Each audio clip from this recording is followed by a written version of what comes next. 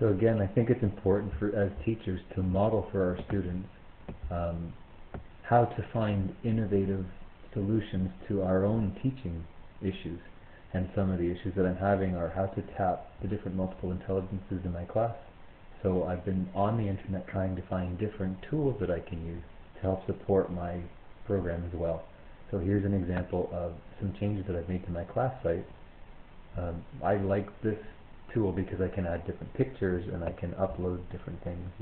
This is an example of the multiple intelligences. If the students in my class, I can easily upload my schedule so the students can access this on their PDAs in class, so they can at a glance know what their schedule is without having to print it.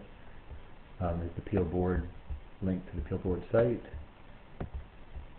There's a special events calendar, and on this calendar I have a direct feed right from my PDA, so anytime I enter information to any of my calendars, I can specify which information goes through to this calendar in particular for the students. So when I push it through, they know exactly what's going on. So not only are they entering into their agenda, but some of the other events are posted up here as well. For example, December the 1st, there's a guest coming. Which guest is coming? Teachers are coming to view us using technology in our classroom. They're specifically coming from Sunnyview, so it's important that my students know that guests are coming, so they'll be prepared to welcome them. So there's a whole bunch of uses for this site, and the versatility, because I'm using Google Docs and Google Calendar, it makes it a little bit easier for me to integrate my systems together. It's part of the innovative problem-solving strategies I'm modeling for my students. I also have another link to parents. One thing I tried this year, which is new, and the parents were pretty receptive. We did online booking for interviews using Google Calendar. So the interview schedule, I put tabs available to the teacher or to the parents, and they looked through the tabs and chose the time that best suited their needs. And if we couldn't match it, then we went back to paper. If they were having trouble choosing classwork, this is the biggest section in my website, because I've got a whole bunch of different software links for students. They're trying a bunch of different types, and as they find software, they let me know, and I vet the software, see if it's going to be useful, and then I post it too. Again, all the subject information is posted. I try and date the work so they know what's coming up and they know what they did last week, because it can be very tedious to try and sift through the information, which is why it's so important that they use their agenda to help guide their work through their portal, through their class site. I post videos to support the correction of classwork, but also to support previewing of activities coming up in class. There are online games that support student development of, for example, learning basic facts in math or language. They can test their sight words. There's a whole bunch of videos here that I've created specifically related to how to solve problems, how to deconstruct problems and come up with a detailed solution that makes sense, and how to test them.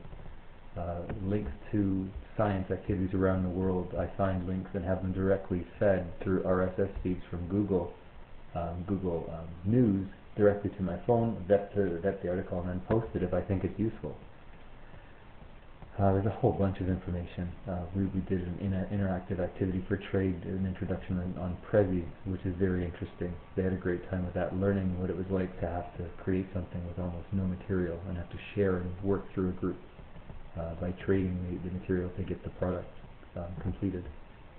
So again, there's a blog page as always. EduBlogs is something I'm testing too. I've got an EduBlog link down here, but this is where students can practice their language skills, practice communicating, ask each other questions. They can also interact on the Prezis or on Poplets, whatever it is that they're using. They're testing a whole bunch of different types of software right now to see what meets their needs.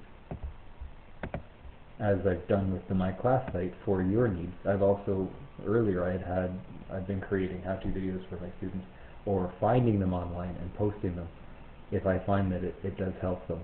So here was a simple one. Before we went into the computer lab one week, I showed them how they could use OpenOffice Calc to create table of values in a graph. I think it was important that they practice, and the reason I chose OpenOffice is because it's free software, so they can access it anywhere and not have to worry about cost. There's an EQAO link, parent blog page, which some of the parents are using. My online resource links are directly related to the Peel Board links. So I've checked them, the board's checked them, they're very useful links, and the students use them to start the research. So I'm still following the same protocol where my class site is a portal for student engagement and innovation online. It helps them solve problems, doesn't matter what they're doing. IGLD, I teach an IGLD in a JCOM class, so I've got some more health and fun activities for them to work on. But I mean, the sky's the limit. If you're creative and you've got a lot of great ideas, there's probably some product out there that you can use to help it really engage your students.